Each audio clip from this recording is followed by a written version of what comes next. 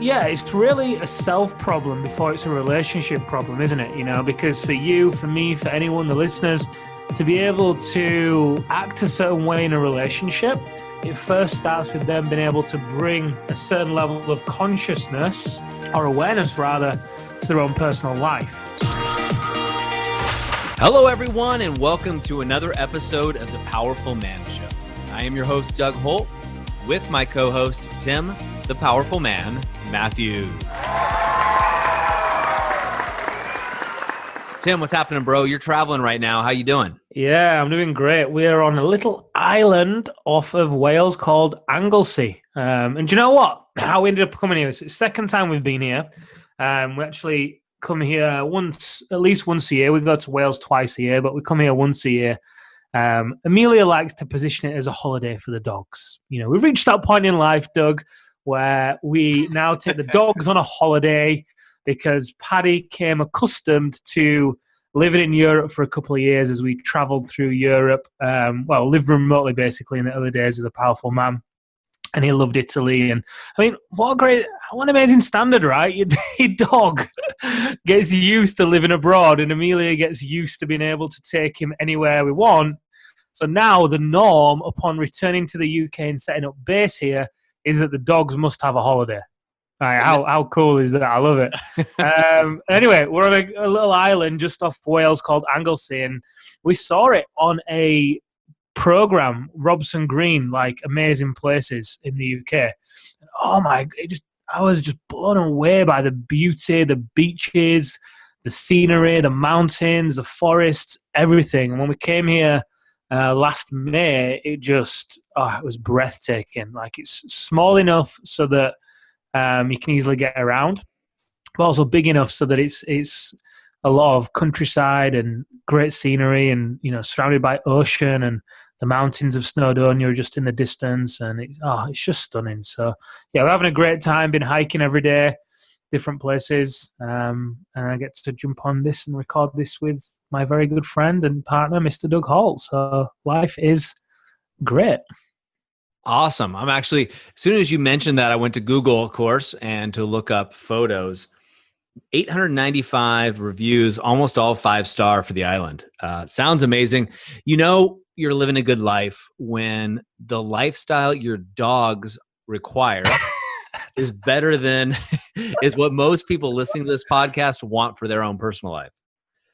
Location independence, traveling, foreign lands. Amazing, man. Amazing. And here's the caveat, right? So we have we're renting a cottage right now, like in the middle of nowhere. It's on its own, no neighbors, that kind of thing, with an acre of land. So not only do we go out hiking with the dogs every day to like blue flag beaches and forests and like amazing places, when they then come back, we get to sit in the garden in the sun and literally throw the ball for Paddy in an acre of land. Like he is in his element, absolute element. It's just phenomenal. And I love how, Amelia dresses it up. Oh, this is for the dogs. And, even if she didn't dress it up like this is for the dogs, I'd still come here. Yeah. It's great. The life to live. I mean, truly living the life you talk about. I love it. Well, Tim, we talked about this a little bit off air, and this came up for one of the guys, and I thought it'd be a good question for us to broach today. And it's a conversation that comes up a lot for people that are in intimate relationships, and really any relationship. But the way the conversation or question was addressed to me, and I'll throw it your way, Tim, and we'll see how you answer. Maybe you got some different insights than I gave, was let me set the scene. So at home, here, this guy's at home with his wife, and his wife makes a comment, to him, really just asks him to do something. And he gets triggered, starts yelling at her. He's upset. He's yelling at her. Not only is he upset, but he rants and raves and goes so far as he builds up. He even goes downstairs after her. Now, some time's transpired, and continues the conversation, right? And of course, both of them, as this happens with any argument, both partners walk away upset at each other. And when I say yelling, it wasn't like top of the lungs yelling, but they're fighting, right? And the fighting continued. And his question was, how do I prevent myself from doing that? from overreacting, even though, Doug, I was right? How do I present myself from reacting and yelling at my partner? Even though I was right. You got to throw that in, right? Yeah. We all think we're right in that situation, don't we? Otherwise, we wouldn't chase them down the stairs, continuing to argue the point. It is awful being in that situation, isn't it? Oh my God. I can remember when I used to be in that situation so often. One, because I didn't have the tools or the awareness. And two, I was in the wrong relationship. So the question is, sorry, could you just repeat the question once more for me? I was just getting lost in the, even though I'm right. Yeah. So essentially the question I got was, my wife said something, we got in an argument. How do I stop myself from reacting and yelling at her? Okay, cool. So, for what works well for me in this situation? So usually if something gets said to us in a relationship, usually the trigger is either we see some truth in what they're saying, or we feel like we are being attacked in some way. Like as a man, we pride ourselves on strength and the ability to provide, you know? So if the woman is saying something and we underneath it are interpreting it as a slur on our ability to provide and protect, we can take it quite personally. So, you know, there's a few answers to the question, isn't there? The first one is being aware of actually the reaction that's happening, which is a whole piece around consciousness and just simply being aware of how you feel and act and what you think on a moment-to-moment, day-to-day basis. And there's an angle within the actual relationship and being able to take a moment, pause, breathe, you know, take complete ownership for your side of the street and be able to communicate consciously. Because usually in this situation, if there is a reaction, then like I say, one, it's either because you are seeing some truth in what the other person has said and it hurts. So as a result, you want to go into, reaction mode so you can protect yourself and defend yourself. Or maybe this guy's just had a tough day in his business and, he's reached full capacity in his business and he's not been able to switch off, or he's not been delegating properly, or he comes home and he's bringing all those problems home with him, and his wife may say something that isn't out of line or isn't, a reflection of how he's, showing up for the family. I mean, we've heard many stories as well where, the wife can ask a very simple question that's pretty unrelated to them as an individual guy. And I know I've experienced this, and I'm sure you have, Doug, too.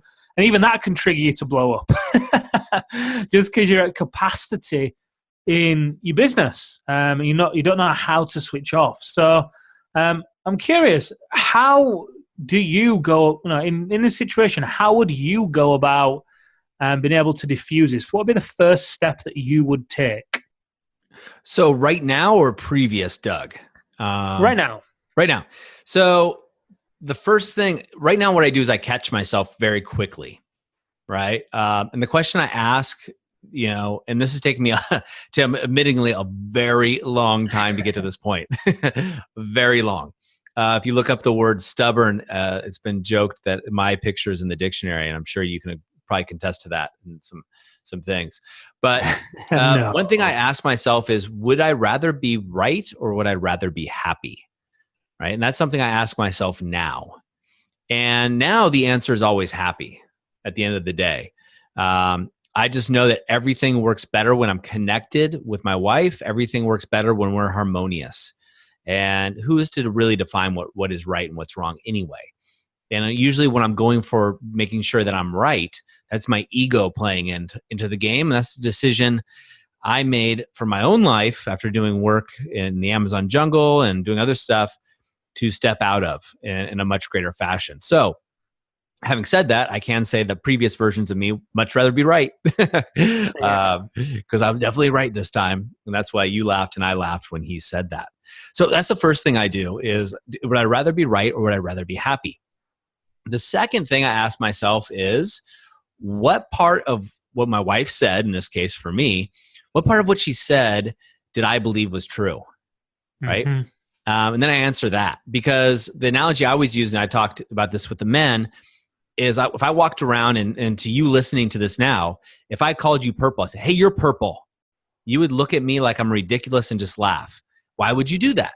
Well, the reason you wouldn't react with anything other than laughter is because you know you're not purple.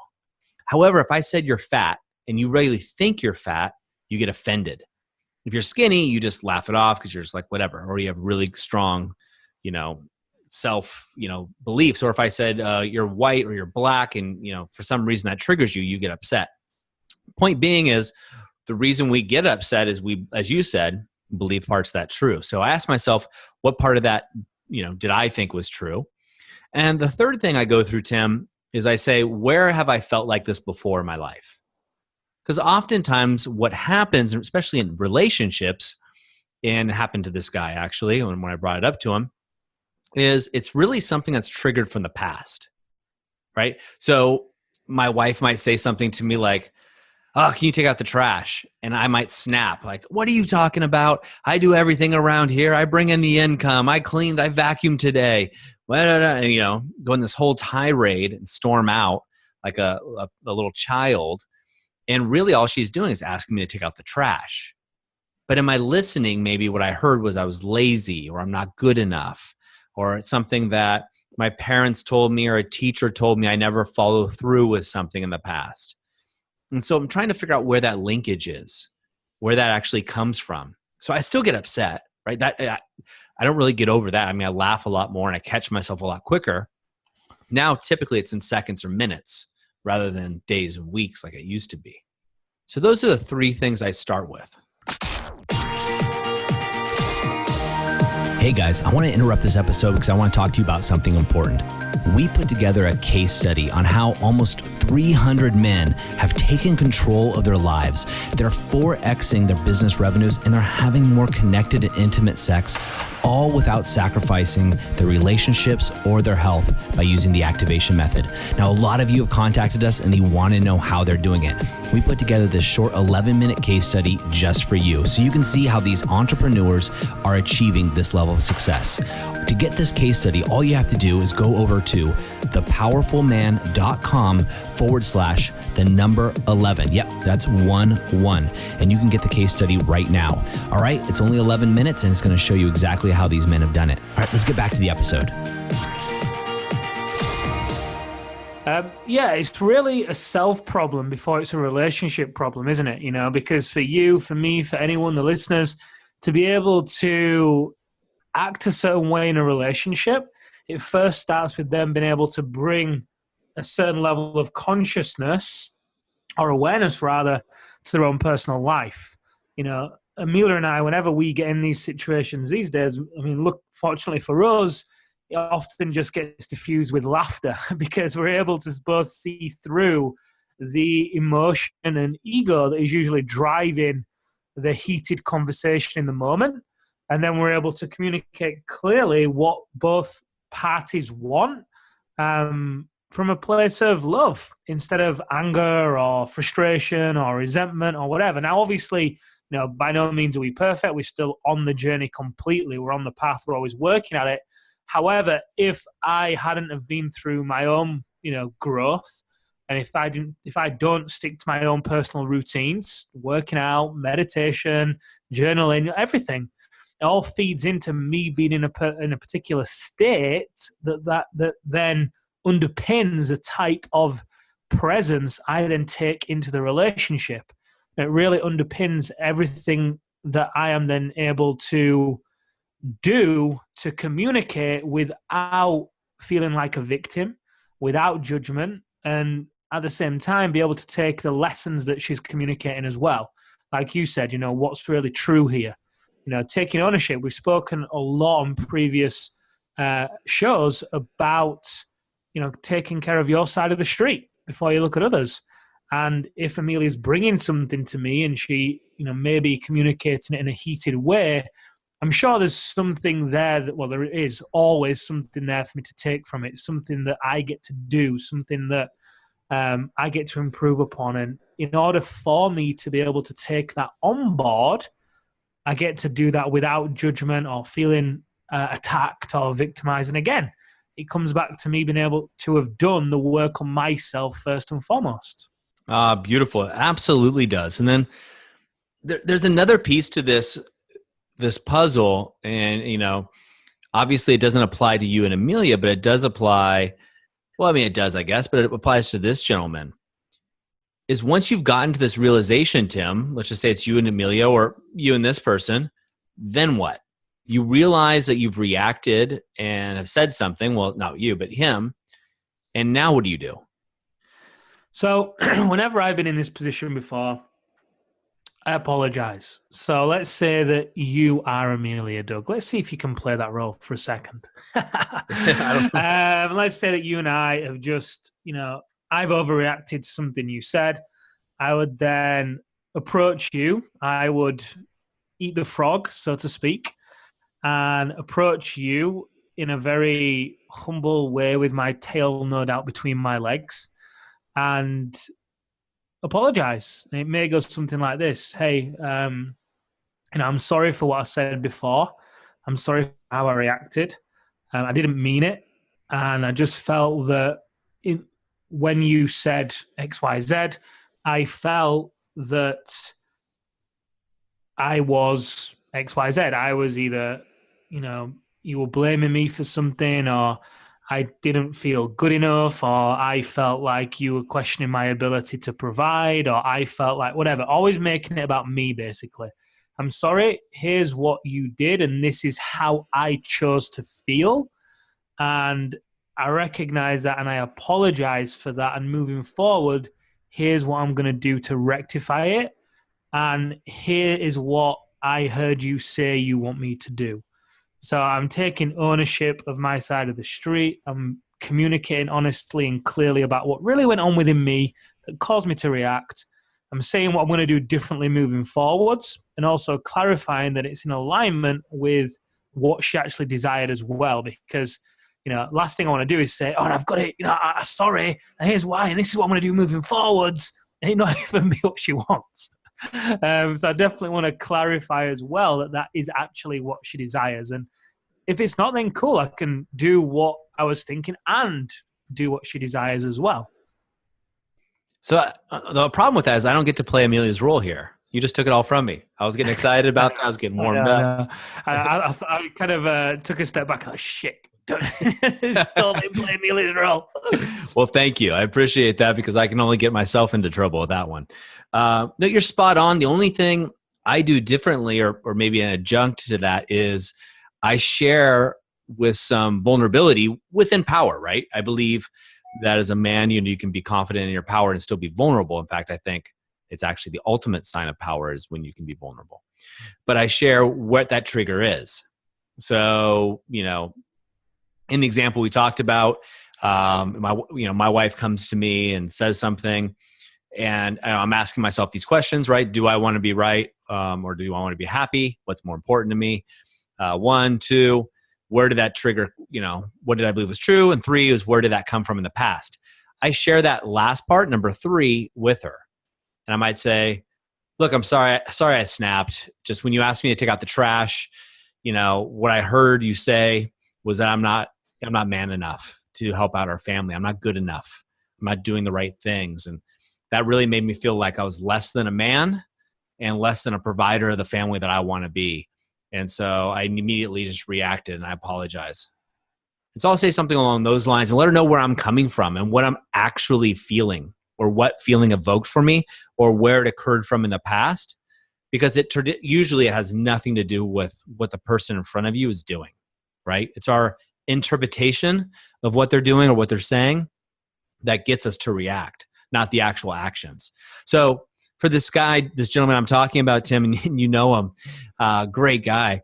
And when I brought this up to him, he just looked dumbfounded, on the phone. He's like, oh man, my wife asked me to take out the trash, and all I heard was, you're lazy, which brought me back to my childhood, where my childhood, my parents, my family, all they did was call me lazy.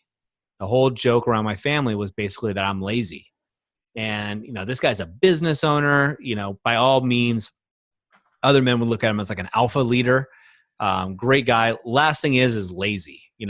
He just happened to be laying in bed at the time she asked him a question, a very simple question, which then triggered in his mind being lazy and brought him back to those old times, and then brought that whole pattern, of being this young boy afraid, of course, and then being less than a man.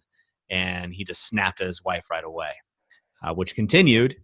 And when I got off the phone with him, it looked like he was going to be doing some explaining. Yeah, and so he should. The best part about that, and it's the best part because I can relate to it so well, and I'm guessing you can, and the men on this call, is when I asked him that, he just was so into being right. I used to be, but I'm right. But you don't get it. I'm right. I do so much around this house. I work so hard. I would go through all this justification, not even realizing that that's not even the point. Two is I probably totally misunderstood what the person was trying to communicate to me. And I didn't even take any time to get clarification. I just instantly snap and react. It's just so funny to look back at those times. And those can be hard times. And a lot of relationships that you and I get to go into and talk to the men, and sometimes, the women too. We talk to people's, if they enter the brotherhood or some of our more advanced programs, a lot of times we get communications with the wives and partners and to see what's really going on. These types of communications happen on a regular basis. And it keeps, every time these communications happen, these divides, and if they don't get rectified, it's just another wedge in the relationship that continues to separate until it actually breaks off. And what we talk about soon, next thing you know, their wildly in love couple turns into roommates that happen to be living in the same house that don't even like each other, right? Start noticing everything that you don't like about the other person. Yeah, and you know what? You said something that's so key, and it's often the go-to validation that a lot of the men that we work with use. And I used to use it a lot, and sometimes I still do. And fortunately, I catch myself, and if I don't, Amelia is very quick to remind me of this. And that is, I'm the man. I do the work. You just don't get how hard I work. And it's almost like that sense of entitlement comes over me and others that we know. And at the same time, we want to be the provider. We want to provide and protect. It's crazy, isn't it? The one thing that we love to do, we then use as a kind of weapon to then say, you just don't get this, and I just work so hard, and blah, blah, blah. Amelia always likes to remind me, look, I ask you to do this. This is your dream. I love what you do, and I'm here to support you, but you can't use that against me. And it's so true, but it's often the go-to kind of validation, isn't it? It's the go-to backup. It's the go-to card in the back pocket that often the guys will pull out to validate them feeling this way. But it's never the truth. It's never, ever the truth. Once you peel that away and get to the root of, well, it triggered me being lazy because as a child I used to get picked on for being called lazy. That's the real root here that's going on with all this. Yeah, and the feeling of self-worth, right? And knowing that you're not lazy, like knowing to your core of who you are. So if that lazy trigger comes up, you can combat it, so to speak, or recognize it quickly and laugh at it for what it is. A comment made about a child. And, hopefully, if you're listening to this, you're no longer a child. But who knows? But that actually brings us into our next podcast episode, which I'll talk about here in a second. But Tim, any last words here before we wrap up? No, I've really enjoyed it. I hope the listeners have taken a lot of value from it. I'd love to hear any feedback, any questions. I'd happily answer them for you guys. And thank you for listening. And the podcast is growing week on week. We're getting more and more downloads, which is exciting. So hopefully you guys are really enjoying it. Yeah, guys, we look forward to hearing from you into the Facebook community. Of course, if you could leave a review, that always helps us reach other men just like you and hopefully provide more and more value. And if you have any questions, please go ahead and leave those in the Facebook community, The Activation Method. Tim and I will pick them up. We're in there regularly answering questions along with the other coaches. And guys, next episode, what we're going to talk about is what does leaving your clothes on the floor have to do with you being a man? That's it for us this episode. Until next time, we'll see you here on The Powerful Man Show.